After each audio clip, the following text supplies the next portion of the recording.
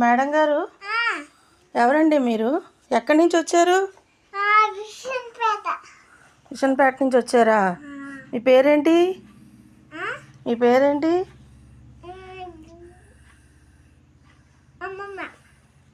అమ్మమ్మ మీ పేరు?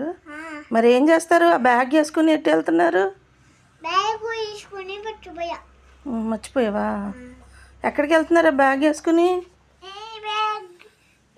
మీరేం చేస్తారు? ఏం చేస్తారు మీరు? అన్నం తింటారా? ఇప్పుడు ఆ బ్యాగ్ వేసుకున్న మీరు అమ్మమ్మ?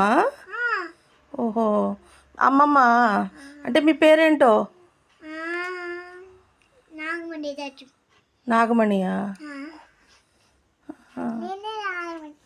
నువ్వేనా నాగమణి? స్కూల్లో టీచరా నువ్వు?